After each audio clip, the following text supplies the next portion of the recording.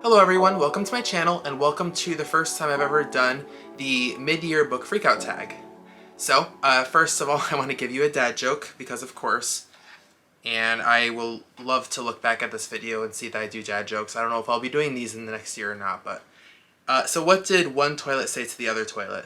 You look flushed. In case you didn't know, the Mid-Year Book Freakout tag, I have the original creators links down below. But basically it's a bunch of questions that us book creators answer in order to kind of figure out like what kind of books that we really enjoyed over the year, what authors we appreciated, what characters we liked, what books we didn't like. I'm sure you've seen a lot of these videos over the last couple weeks, but I really wanted to do it myself because I've never been able to do it before. I've never made videos like this before. I haven't even been as avid of a reader as I have been this last few months. So I'm going to actually really appreciate to even look back at it myself to see what kind of books I've been reading, what authors I really appreciated, what books I didn't like. So it'll be fun for me to even just look back, but it'll also be nice to kind of give you a chance to be able to see what my tastes have changed over the last month of even just on YouTube. So the first question is, best book you've read so far this year? So I mentioned this in my last wrap-up video, but the best book that I've definitely read this year, The Invisible Life of Addie LaRue by V.E. Schwab. I mentioned how much I loved this book. It was so much fun to read. It went so quickly. I had actually read two other books by V.E. Schwab before this one, but this is the one that really made me fall in love with this author. And I ended up starting to buy quite a few more books by her ever since I started reading this book. But this book follows Addie LaRue, who was born about 300 years ago, and she doesn't want to live the life that she lives. She wants to try to escape it to be able to be free. So she prays to the gods to try and get her wishes to come true, except she prays to the wrong god, and he grants her wish, but also makes it so that no one can remember her. Every time that someone looks away from Addie, she is forgotten. And it makes it pretty hard for her to live her life. However, she is free and does not die. She actually can live forever because of this curse that she has. So she kind of learns to appreciate her freedom throughout her life, but also to kind of wish that she could be remembered. And she finds ways to be able to be remembered throughout the story, through art, through stories. It kind of goes back and forth between her past and like big moments throughout her life, and it kind of categorizes that throughout the chapters, but it also goes back to a present day, I believe 2014, New York City, where she ends up meeting this person that remembers her. And it's a very, very good story. It has some romance, it has some historical fiction involved in it. It made me cry a couple times. It's definitely a book that I would recommend. Okay, so the second question is, best sequel you've read so far this year? So I might sound like a broken record, but it is another V.E. Schwab. It's actually one of her YA novels. It is Our Dark Duet. I read both The Savage Song and Our Dark Duet this year, and they were the first two books I've ever read of Victoria Schwab, and I fell in love with it. I've read a few books that had sequels this year, and I loved every book that I've read that has had a sequel. However, this is the first book that I was able to give 5 stars for both duologies.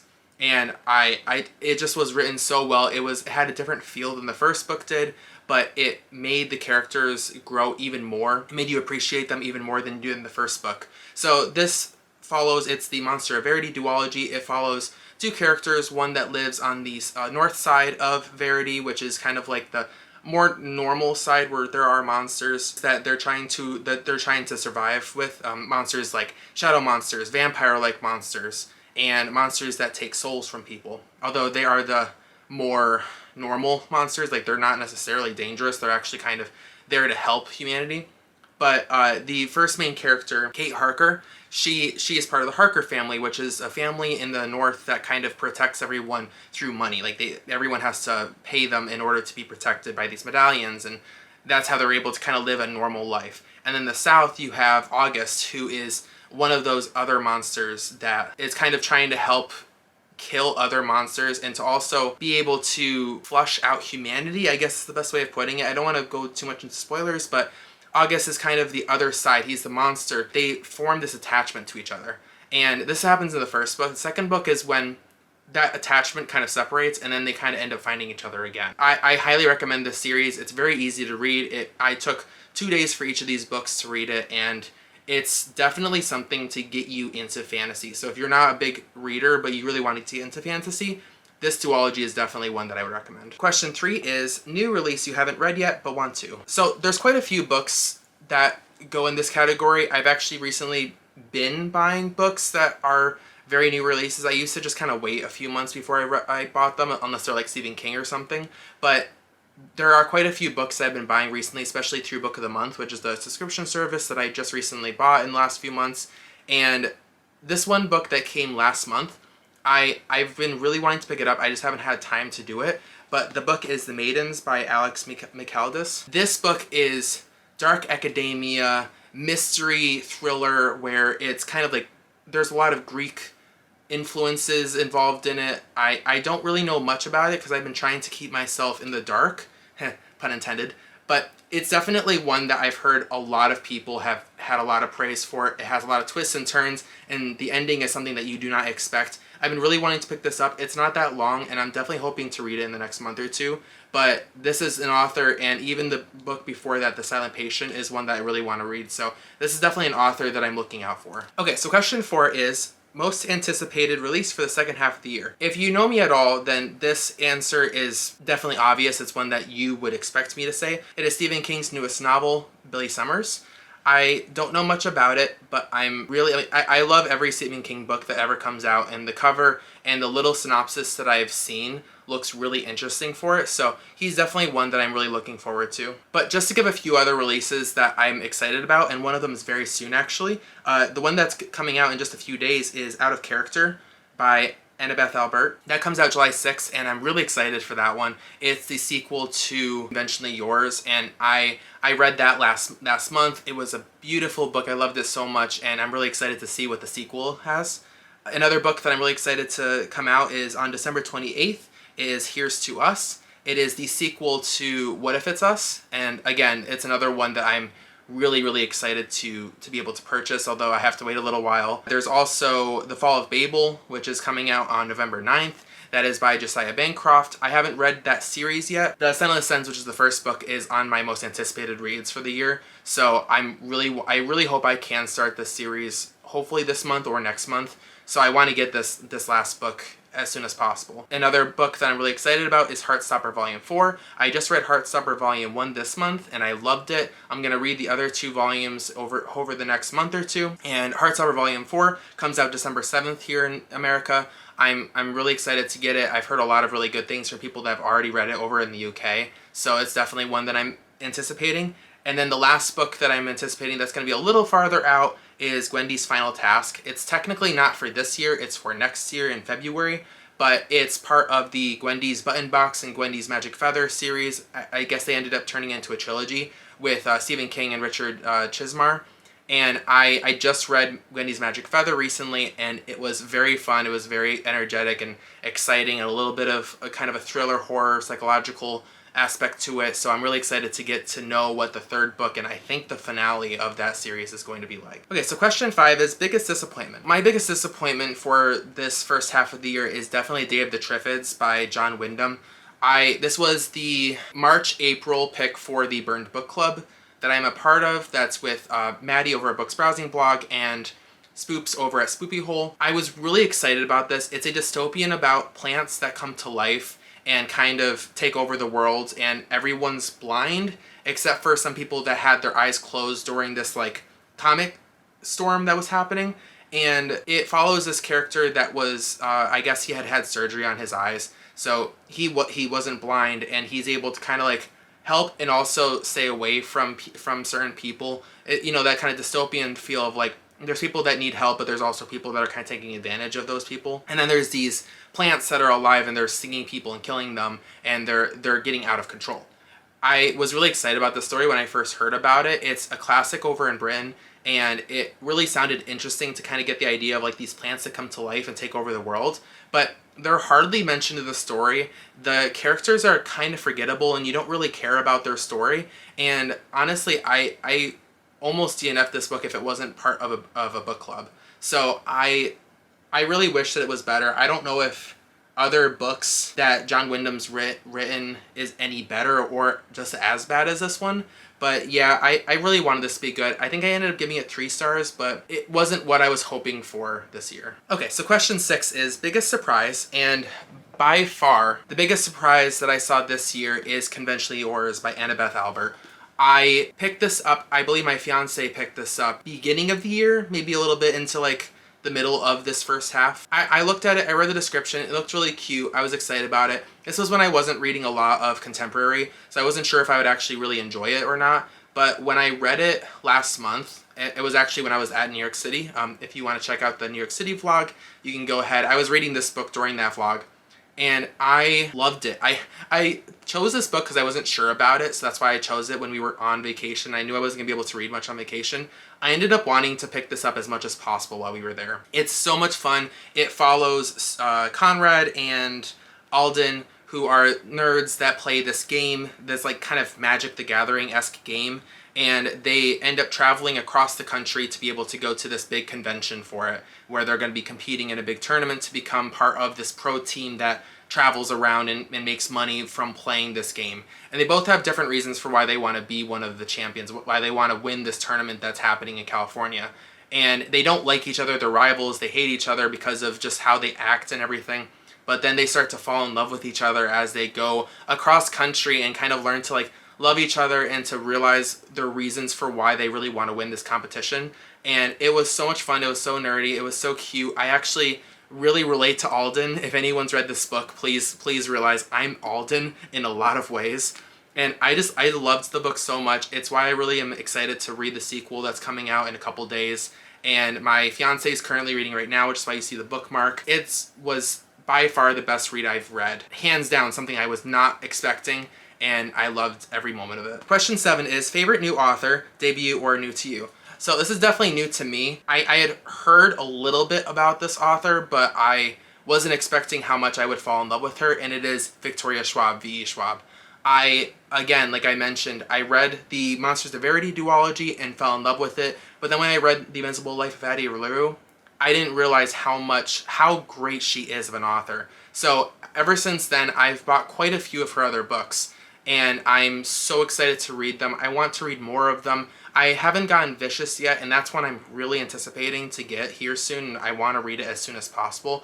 But she writes characters so well. Her settings are very descriptive, and she really makes you feel for the characters. And I think I've cried a little bit from every book that she's written so far, even if you don't necessarily need to cry for a scene.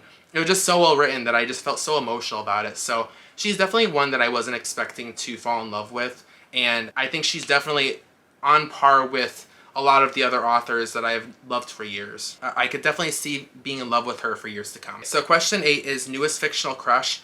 I wasn't sure if I could answer this at first. I was really thinking about it because I don't usually like fall in love with characters or anything like that. But I did start reading graphic novels this year, and the one graphic novel that I've read, and I've read quite a few volumes of, is Saga. And I have to say, I kind of fell in love with Marco. I actually have volume 2 right here. It's not the greatest picture of him because he's kind of bloody right now, but I stan Marco. I just think he's a really cool character. So if you don't know, it's a story about two different races that are warring against each other, and these two characters fall in love with each other. And Alana and Marco fall in love with each other and have a child, and they're kind of running away from both of their different races, as well as other races that are kind of allied with those races. And it's been a roller coaster of a story. I am on volume 5 now, going into volume 6, and so much has changed, so much has happened. I don't want to catch up because I know they only have 9 volumes out right now. So I don't want to catch up the story because it's so good. I'm trying to draw it out as much as possible. But Marco is definitely a character that I love his story. I honestly love the way he looks, especially when he has facial hair. He's definitely a character that I wasn't expecting to fall in love with, and he's the reason why I read this series, to be honest. 9 is newest favorite character. So again, I'm sorry I keep mentioning this book, but Addie LaRue from The Invisible Life of Addie LaRue. She is the first character that came to mind when I thought about this question. I'm really bad at remembering characters from books. A lot of names just kind of whiz past me, both in books and in real life. But Addie LaRue is one that I think I'm going to always remember because of just how significant her story was, how interesting it was, how complex of a character she was, and also just how much she's changed over the 300 years she was alive. How she went from this kid that was trying to run away from her problems to realizing her mistakes and kind of going off of like what's going on around her in the world to falling in love again over 300 years later and realizing that she needs to make changes in order to make it happen.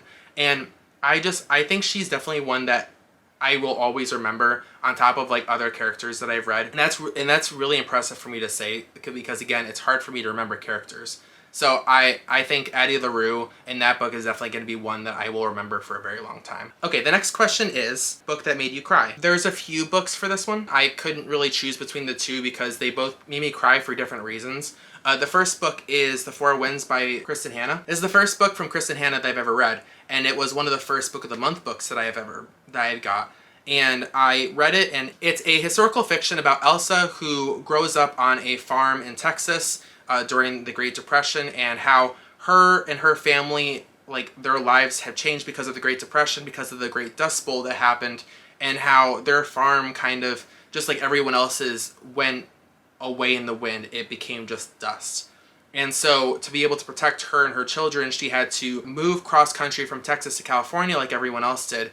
And it follows her life and how much she struggles for deciding that she had to leave her hometown, which she's lived in for like her whole life, to being able to travel that far to her life in California. And it's a really sad story. It definitely has a lot of like hardship in it and stuff that you don't necessarily feel comfortable reading at times. And it made me cry quite a few times. I won't say the reasons why. If you've read this, or if you've read any of Kristen Hanna's books, you would understand that like she definitely has a really good impression of how to make you cry, of like showing you the distress that these characters have. And so I definitely thought of this one first because it's the first book that made me cry this year. But then the second book that made me cry is The Song of Achilles by Madeline Miller.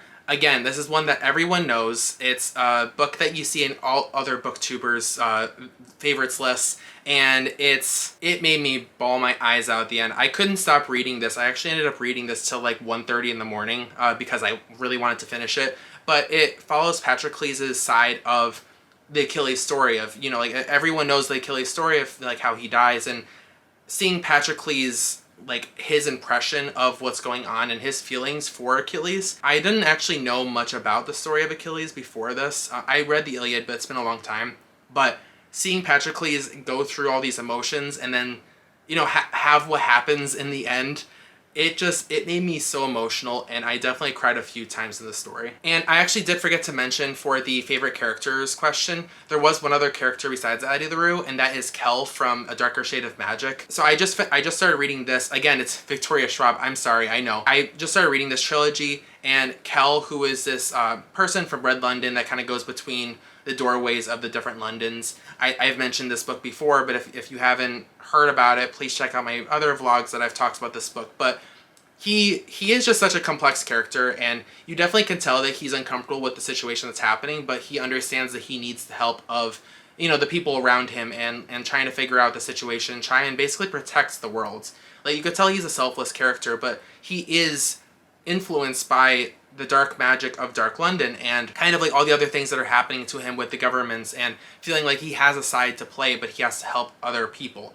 And it's just, he's a really complex character that I really enjoyed reading about, and I'm really excited to see what happens to him throughout the next two books in the series. So question 11 is book that made you happy, and by the first book that came to mind, the book that I absolutely was so happy about, it made me cry a little bit because it was so great of a moment, is The House in the Cerulean Sea by T.J. Klune. It's the first book by T.J. Klune that I've read, and it's one that I've heard several people recommend to me, and I loved it so much. It's definitely one that I recommend. I've already recommended it to a few people, and they've read it and absolutely loved it. If you don't know, it's about Linus, who is part of this like ministry of magic children, and like it's a government that kind of follows along with different orphanages that houses children with magic powers and kind of like magical races, and he goes between these orphanages to make sure that they're run properly, that the children are taken care of. And he gets this assignment, a special assignment, where he has to go to the Cerulean Sea orphanage, where this caretaker, Arthur, is taking care of these children that are definitely more special. They're more dangerous in a sense that like they're creatures that people don't necessarily want to have around other children. And so Linus goes to visit these children thinking that it's just another job, but he is dead wrong in that he changes so much because of these children, because of Arthur, and because of this island. And it follows that story, and it's so sweet. It's written so well, and I was so happy the entire time I was reading it. It was such a great ending too. I highly recommend this book, and it was by far the book that made me the happiest this year. Okay, so the next question is question 12, most beautiful book you've bought so far this year or received. And I, again, couldn't pick just one book because I've bought so many books this year, and by far these three that I'm going to mention are the most beautiful covers I've ever seen. So the first book I'm going to mention, one that I actually just recently finished, is Wendy's Magic Feather by Richard Chizmar. This cover is so beautiful, and I actually found out that the first book, Wendy's Button Box, I have a paperback version of it from Stephen King and Richard Chizmar, but there's a hardcover version that looks a lot like this, and I really want to get it. And then the next book in the trilogy that comes out next year also has a beautiful cover like this. But it's such a beautiful cover, and the hardcover part of it looks like this, and it's just so beautiful. And it has like a really nice texture to it, like kind of cloth texture. In Wendy's Button Box, she was a kid who was kind of bigger, and she definitely was picked on a lot about it. She had a lot of issues that she was kind of going through, and a stranger comes over with a kind of like a black barrel hat, and he gives her this box that has a bunch of buttons on them and 2 levers on the sides. And he explains to her that the buttons, if she was to push them, they represented different continents. And the levers, one of them dispensed this little chocolate animal that's in extreme detail, and if she would eat one, she wouldn't feel like she wanted to eat anything else, like any other sweets. And it kind of helped her lose weight and kind of be more active, and it does a lot more, it has a lot more properties than just making you feel like you don't need to eat any more sweets. And then the second lever always produced a 1984 Morgan silver dollar, and she had collected quite a few of those as a kid.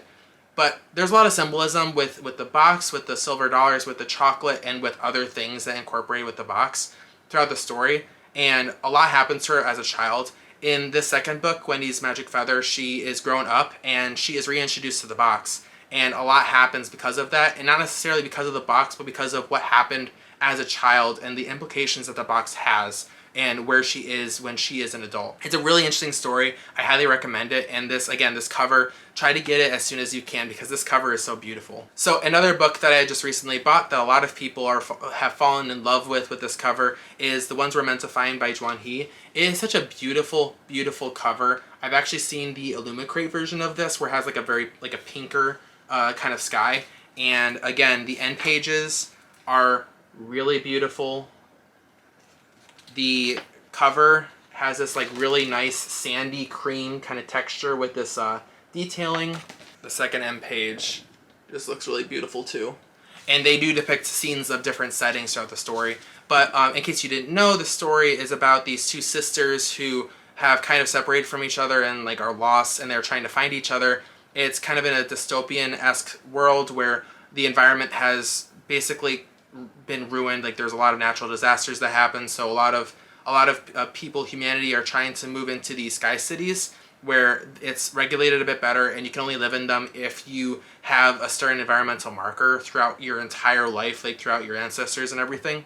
And C, who is this girl that was lost, and she's on this island that's on the actual ground of the earth, and she's trying to build a raft to be able to escape the island and try to find her sister.